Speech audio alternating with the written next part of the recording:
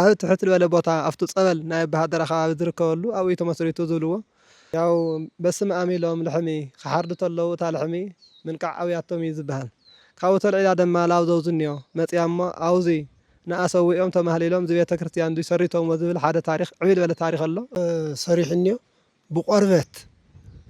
ክሸዓዝ እውን እኒኦ ማለት እዩ ብምራን ብመፅዓን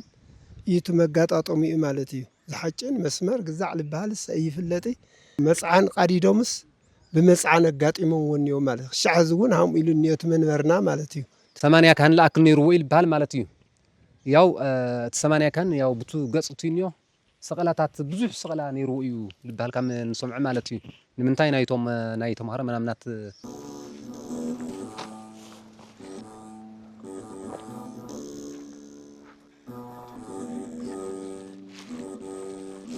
ሽኒ ወላዲና ያው ሎማዓንቲ ሃምልለናሉ ኣብ ሻምነይቲ ሰንበት ካብ 4 ጾም ሰሙነ ሕማማት ኢና ኒህና ኣብ ሰሙነ ሕማማት ያው ኣቦና ካህን ሃም ዝኾኑ ፈልጥ እያ ነገር ግን ያው ሃም ሕጉን ሃም ስርዓትን ኢና ንኸደና ልመፃናሉ ካብ ስርጉት ሚድያ ጨንፈር መቐለ ኢና መፂና ኣጋጣሚ ኮይኑ ካብ ደገ ለለዉ ሓዋትና መልእኽቲ ቆርቆሮ ገዚእኹም መውፅሑልና ተሂልና ነርና እዚ ቤተ ክርስቲያን እዚ ቆርቆሮ ድለድልዮ ስሚንቶ ወይስ እንታይ ዓይነት ከም ደድልዮ ኣይንፈልጥ ኢና ዘን ዘለዋ ኸነቐርሺ ወይ ብኣካል ኸይድና ክንህቦም ኢና ወይ ደሞ እቲ ደድልዮ ኣቕሓ ገዚእና ክንህቦም ኢና ኢልና መፂና ነገር ግን ናዚ ቤተ ክርስቲያን እዚ ታሪክ እዚ ቤተ ክርስቲያን እዚ ኣብ ምንታይ ደረጃ በፂሑ እኒኦ ልብል ልዞም ኣሕዋትና ልኻልኦት ተኸታተልትና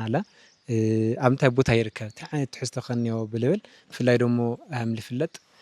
ፈዋስን መሓርን ዝኾነ ፀበል ናይ እንዳ ባሃደራ ፀበል ኣለኩምና እዚ ፀበል ስለ ከም ዝፍለጥ ሓፁር ኣይውሊ ኢና ተሂልና ንዓና እዚ ፀበል ስለ ክተገውኑ ኢና ብኸመይ ኢኸ ፀበል እስኸ ብኸመይ ተመስሪቱ ማለተይ ብዙሕ ሰብ ይጥመቐሉ ኢናና ብኸመይ ኢኸ ኣብ መሰራርቱና ዝፀበለ ክትነገሩና ኢኹምና ያው ሰዓት ከይውደአሎም ላቡና ክሕልፍ ዓበይቱ እውን ክትውስኹላት ኢኹም ማለት እዩ ብሰማይ ዙ ታዋት ግን ብስሩኡ ተተኸለሉ ይፍለጥ ይበቃ ማለት ኣብዚ ናይ ታዋት ምእታው ጠይቅካ ርኮ ቦታ ክንከይድ ኢና እምበይ ሰፊሕ ናይ ዙ ከባቢ እኒኦ ቤተክርስትያናትስ ድሕሪት ድሕሪ ዙ እዮም እምበይ ቅድሚ ዙ ዝተተኸለው ዘካባቢ ልየሎ ምዃኑ ኢቱ ዝፍለጥ ማለት እዩ ስለዚ ናይ እዙይ ኮይኑ ከም ንብሎ ኣለና ማለት እዩ ግልጽ ልበለ ብናይ ቶሎቶን ማነው ዙ ታዋት ምእታው ናይ ሕዳር ኣካባቢ ላተጠናቐቐ ብናይ ሕዳር ምእታው ኢና ዝግጂ ለለና እሞ ፍትናቱ ኢና ስፈሕ ቢልና ክንገልጾ እሞ ብሱር ስነ ታሪኩ ግን ገለ መዓልቲ ተኺሉ ይበሃል ከም ምዃኑ ኢና ንፈልጥ ማለት እዩ ፀንሐ ብዙሕ ዓመታት ፀኒሑ ብዙሕ ግዜ ገይሩ እዩ ነዊሕ ግዜ ገይሩ እዩ እቲ ዓይነት ታሪክ እኒኦ ማለተይ ፍልፍል ክኾን ይኽእል ወይ ደሞ ቅርሲ ከምዚ ዓይነት ቅርሲ ዝተቐመጠ ቅርሲ እኒኦ ክብሉና ከለና እንታይ ዓይነት እንተምሒዝና ንኸድሉ ሕብረተሰብና እሺ ማለት ቅርሲ ብዙሕ ከምሊ ብሪ መስቀል ኣለዎ እዮም ከምሊ ነባዕ መስቀል ዝበሃል እውን ኣለዎ እዮም ካብ ናይ ብራና ነገራት ድማ ዋላ ዳሕሮት ታይስሙ ይኹን እምበይ ዓበይቲ ናይ ዓመት ኮይኖም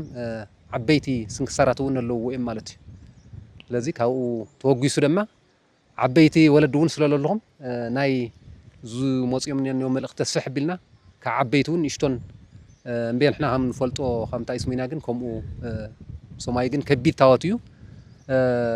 ማለቶም ታዋታት ከም ናይ ሚካኤል ኣለዎ ከም ናይ እመቤታችን ኣለዎ ከም ናይ ገብረ መንፈስ ቅዱስ እኒዎ ከም ናይ ጆርጅስ እኒዎ ከም ናይ 12 ሃዋርያት ድማ ዝርከብዎ እዩ ማለት እዩ ስለዚ ተምሳሌቱ ግን ከምኡ እዩ ብላዓቢ ግን ዓበይቲ ንእሽቶን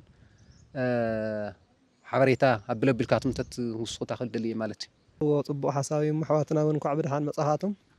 መጀመርያ ያው ኣሕዋትና ከምዚ ኢልኩም ትመፅእ ተለኹም እንኳዕ ኣምላኽ ኣብቲ ዝሓሰብኩም ኣብፅሐኩም ንሕና እውን እንኳዕ ብሰላም ፀናሕናኩም ያው እሞ ከምቲ ዝበልዎ ናይዚ ታቦት እዚ ኣመሰራርታ ብዙሕ ዓመታት ዝወሰደ እዩ ብዙሕ ታሪኻት ዘለዎ እዮም ወለድና ከምቲ ዘውግዕዎ እዚ ታቦት እዚ ክምስረት ተሎ ኣብ ትሕት ዝበለ ቦታ ኣብቲ ፀበል ናይ ባሃደራ ከባቢ ዝርከበሉ ኣብኡ ተመስሪቱ ዝብልዎ ካብኡ ተልዒሉ ድማ ያው ናብዚ ቦታ እዚ ክመፅእ ዝገበሮ እቶም ወለድና ክስርቱ ተለዉ ያው በስመ አብ ኢሎም ልሕሚ ክሓርዱ ተለዉ እታ ልሕሚ ምንቃዕ ኣብያቶም እዩ ዝበሃል ካብኡ ተልዒላ ድማ ላብ ዘውዝኒዮ መፅያ እሞ ኣብዙ ንኣሰዊኦም ተማህሊሎም እዚ ቤተ ክርስቲያን እዚ ሰሪቶሞ ዝብል ሓደ ታሪክ ዕብል ዝበለ ታሪክ ኣሎ እዚ ግን ዓመተ ምሕረቱ ባልዋ እዩ ከምቱ ሓላፊና ዝበልዎ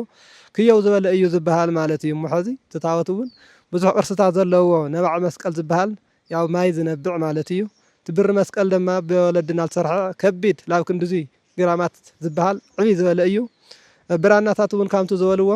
ጽቡቕ ዝበለ ብልጥ ዝበለ ብራናታት መጻሕፍቲ ዘለዎ ናይ ቀደም ጥንታውያን ካብ ቅዳሴት ሒዞ ክሳብ ስንክሳራት ክሳብ ገድላት ድርሳናት ብዙሕ ዝበለ ብርክት ዝበለ ንዋየ ቅድሳት ዝሓዘ ዕብይ ዝበለ ቤተ ክርስቲያን እዩ ካብኡ ድማ ያው ኣብዙ ዓመታት እዚ እውን ያው እቲ ቤተ ክርስቲያን ብናይ ወለድና ቀዳሞት ህንፃ ኮይኑ ህንፁ ስጡም ስሙር እዩ ብጣዕሚ ድልድል ዝበለ እዩ ብፅሕድታት ብካሊእ ካሊኣት ዝተሰርሐ እዩ ካብኡ ድማ ያው ህዝብና ዝሕኸተሎ እቲ ህንፃ ቁሩብ ናይ ፅበት ስለ ዝተረአዮ ብዘመናዊ ክንሰርሕ ኢና ኢሉ ዝተወለደ ውላድ ንኡስ ብዘመናዊ እውን ያው ኣብዚ ተመስሪቱ እኒኦ ዓይንኩም ትርእይዎ ኣለኹም ኣሕዋትና ስለዚ እዚ ዘመናዊ ሰራርሑ እውን ብጣዕሚ ብክንደይ ድኻም ብክንደይ ውጣ ውረድ እዩ ተሰሪሑ ዘሎ በተለይ ኣብ ደገ ዝርከቡ ኣሕዋትና ብዙሕ ሓገዛት ብዙሕ ሚልዮናት እስካብ 2 ግዜ ተለቶን ተገይሩ ስራሕ ኣሎ ኣብ ከይዲ ስራሕ እውን ዝርከብ እዩ ደጊም ብሻላ እግዚኣብሔር ሻላ ጸሎት ሓውና ብሻላ ጸሎት ዘንወለድና ውላድና ያው ላብ ምዝዛም ላብ በለይ ገጹ ከምቱ ዝበልዎ ወላዲና ሓላፊና ግን እዛ ቤተ እግዚኣብሔር ክሳብ ሕዚ ኣይተሰረትን ዘላ ኣሕዋትና ደገፍ ዝገብሩ ወይ ከዓ ድገብር ኣሕዋትና ዝልአሉ ኣልታወትና ኣልታወት ቅዱስ ሚካኤል ደንባ ግን ቤተ እግዚኣብሔር ከም ሓላፍነት ብዓቕመን ክሕግዛና ተሓገዝና ኣብዙ ንላወ ማለት እዩ ካብ ሓሊፉ ድማ ናይቲ ፀበል ኣብ ባሃደራ ፀበል እውን ያው እቲ ፀበሉ መድሓኒት እዩ ብዙሓት ዝሓመሙ ብዙሓት ናይ ፈውሲ ነገራት ዝተገበሮም መፅኦም ካብኡ እናሰተዩ ብዙሕ ናይ ጥዕና ናይ ፈውሲ ዝረኸቡ ኣለዉ ስለዚ ክሳብ ሕዚ ዝማይ ጸሎት ባዕሉ ላተሓፀበ ተሸኪሙ ቀዲሑ እናወሰደ ህዝብና ተጠቃሚ ኣይኮይኑ ድሓና ኣይኮይኑ ተፈዋስ ኣይኮይኑ ብፀበል እዚ ንድሕን ኢና እሞ ያው ፀበል እዚ የወጣፅኡ እውን ኣብ ቀረባ ሰዓት እዩ ሓንቲ ናይ ስራ ዝተባሃላ ዓባይ ፈላሲት ወላዲት ነይረን እሰን ሕልሚ በልሕመን ኣብ ባሃደራ ኣብዚ ኣለኹ ብዘበለ ቃል እሰን እውን ኣብ ዓደን መፅአን ተነጋጊረን ያው ተታወትና ተዓዲ እውን ከይዱ ሰሪሑ ፀሪጎ ማቻች እዩ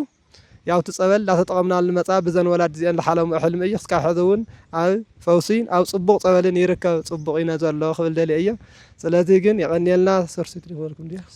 ስርጉት ሚድያ እውን እምበር ስርጉት እዩ ብትክክለኛ ከምዚ ገይርኩም መጺኹም ሃገርኩም ትጥይቁ ከምዚ ገይርኩም ቅርስኩም ተላልዩ ስርጉት ሚድያ እውን ብጣዕሚ የቀኒየልና እዚ ምጻኹም እዚ ምርካብኩም ኣብዚ ኣብ ዳኣመትና እሞ ናይ ብርሃነ ትንሳኤ ንረኽበሉ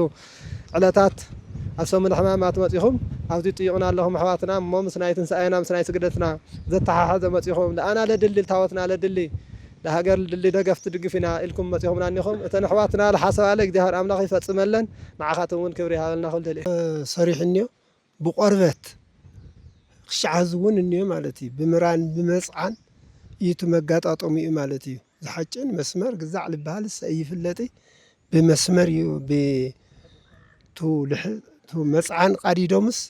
ብመፅዓን ኣጋጢሞም ወኒኦ ማለት ክሸዓዝ እውን ሃምኡ ኢሉ እኒኦ መንበርና ማለት እዩ ትጥንታዊ ማለት ሃምቶ ልብልዎ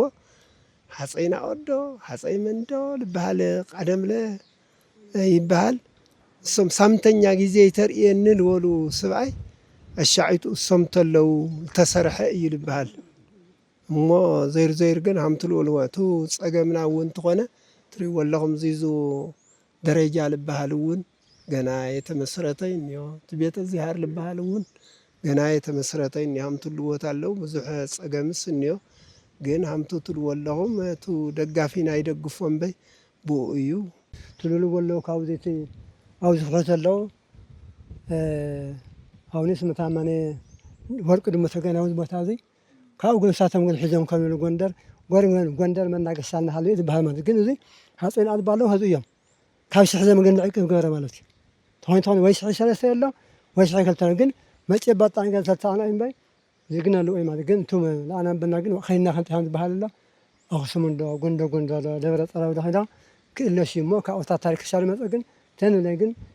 መናገሻ ጎንደር እናሃለ እዩ ተመስረተ ዝበሃል ማለት እዩ ምን ወለው ተን ባህልና ካብ ጎንደር ከይዶም ካብ እዮም መፅኦም ዓበይቲ ካብ ዝሕዘሞ ዝኸዱ ካብ ጎንደር ዋና ጎንደር መናገሻ እናሃለ መስሪያ ቤት እናሃለ ካብ ጎንደር እዩ 80 ካህን ለኣክል ነይሩዎ ይልበሃል ማለት እዩ ያው ተሰማንያ ካን ያው ብቱ ገጽቱ ይንዮ ሰቀላታት ብዙሕ ሰቀላ ነይሩ እዩ ልባል ከም ንሰምዕ ማለት እዩ ንምንታይ ናይቶም ሃረ ምናምናት ሰፈር ማለት እዩ ስለዚህ ህዝብ ድማ እቲ ካብ 80 ቀደም ልነበረሉ ህዝቡን ጽቡቕ ዳርጋ ላብ 7 መደብ ከባቢ ልኸውን ዝርከቡ እዩ ማለት እዩ ማለት እዚ ድማ እቲ አገልግሎት ክንብለት ኣለና እዚ ህንፃ እዚ ካንጽ ደሞዝ ብዙሕ ወሳዳይ የሆነ ማለት ህንፃ ይገድድ ኢሉ እዚ ካን ድማ ነቲ ሃይማኖት ክመርሕ ወይም ከርኢ ብላክል ማለት እዩ እዚ ደሞዝ ዘለዎ ኢልካ ኣይውሰድ እዩ ስለዚ ህንፃ እዚ ግን ልዕሊ 9 ዓመት ከባቢ ብምግባርቱ ካንውን ደሞዝ ይወስድለይ ንምንታይ እቲ ደሞዝ ዘይወስድሎ ምርኢት ኮይኑ ልምዓት ከልምዕ ዝግጂ ኮይኑ የምህርሎ ብምዃኑ እዩ ማለት እዩ ስለዚ ካና ድማ ጽቡቕ ኣገልጋላይ ኣገልግሎቱ ድማ ክትሪኦ ተለኻ 40 ጾም 40 ቀትሪ 40 ለይቲ ለይወድዮ ጥንታዊ ማለት እዩ ዋላ ይገደም በይ ጥንታዊ لخونه تواتيو خلدليه مالتي تكانا ግን ሁሉም መሪያት او ጽቡቕ ደረጃ ግልጋሎቱ ስውከቱ ዝርከብ ካህን የለለና خلدليه ማለት ሽነቦና ቃልዮት ይስማዕልና ወለድና ለኽልኻቱም احنا ተልኢኽና ይለመጻና አጋጣሚ ኮይኑ ምንጸፍ ሓንቲ ሽራዕ ሓንቲ ጥዋፍ ሒዝና ኢና መጺና ለዳማርያም ለሃሞ ላውዝ ታሕትለ መጋረጃ ትኹልኾን ንሽተን አንሶላ ድመስሊና ሒዝና መጺና لز بيت كريستيان زي قرقرو 15 قرقرو حسكم خدو تهيلا نيرنا زطوافنا انتن حديقنا نجر جن 50,000 قرش اندحر تاكل خوينا لزا قرقرنا بيت እግዚአብሔር لزن حواتنا همز الكتاتلانا وسخالن إلنا ن 50,000 او زور حزي هم ناتي لكم قالنا اتلن እሺ ይቀኒልና ማለት خيرنا قرقرو ነው ይትገደዱ ቤተ እግዚአብሔር ዋላ በቡሊኮቱን ክስራሕ ስለለኾነ ኣብናይ ትገንዘብ ላእኽልልኩም ይኹን ክትቆምጡ ወልግባእ ማለት እዩ ስለዚህ ግን ክብሪ ሃልና ስለ ሃይማኖት ኢልኩም ተገዲድኩም ላውዚ መጽኡ ቃለ መጠይቅ ምግባር ብስም ደብሩ እዚ ምስጋና ኣነውን ይቀኒል ላልኩ ክብሪ ሃልና ይቀኒልና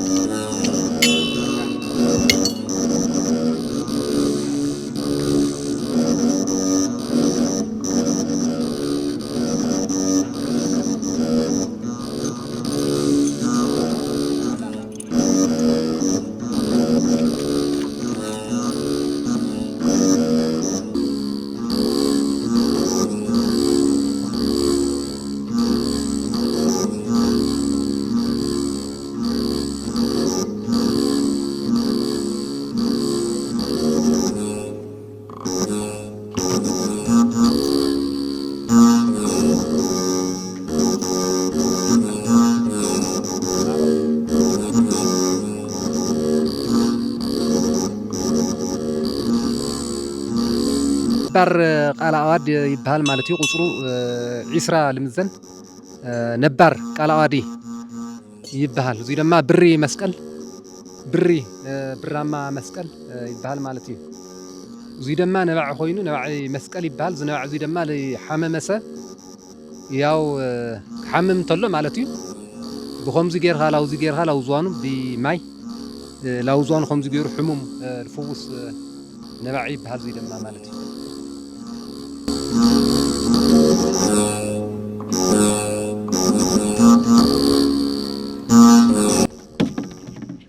እሺ ሞ እዚ ማይ ጸሎት እዚ ተመስረተሉ ዓመተ ምህረት 89 ዓመተ ምህረት እዩ ማለት ክምስረተሉ ተሎ ግዜ ነይታይ ብስራት በርሀ ልበሃላ ነይር ዓባይ ብሕልሚ ነገር እዩ ተርእታት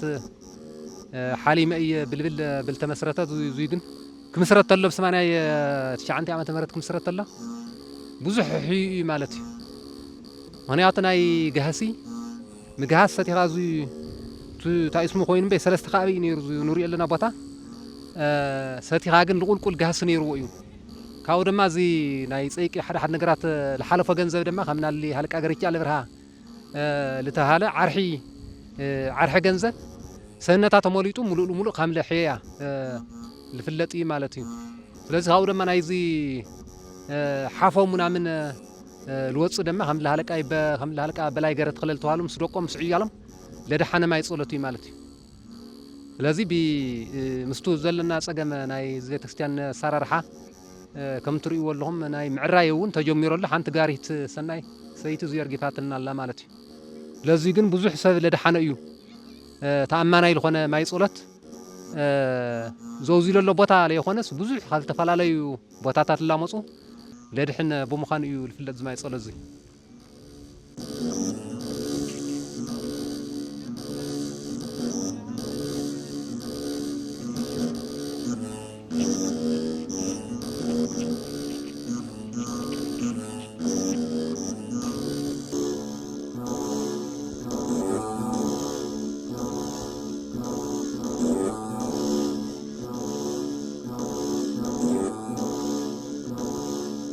ማይ ጸሎት እዚ ከድሕን እንተሎ ሓፁር የድልዮ እዩ ብባዕሉ ናይ ተሓፃይ ሰፈር ለኣክል ድማ የድልዮ እዩ ማለት እዩ ንቐፃሊ እውን እዚ ክድሕን እንተሎ ቤተክርስትያን ክምስረተሉ እዚኦም ክንዲ እዚኦም ለኣክል ብዙሓት ፀገማት ከም ዘለዎ እዚ ድማ ፍሉጥ እዩ ማለት እዩ ማይ ጸሎት ግን ብጣዕሚ መድሓኒት ዝኾነ እዩ እሞ እዚኦም ዞም ተጠቂሶም እኒኦ ግን የድልዩና እዮም ብፀገም መዳይ ለይምሕፃሩ ገዛ ላይ መስርሑ መሳፈሪ ናይ ተሓፃይ እዚኦም እውን ምናልባት ገርተ ሰናይ ብልተኻኣለን ክድጉፉና ክሕጉዙና ኢና ንናበብ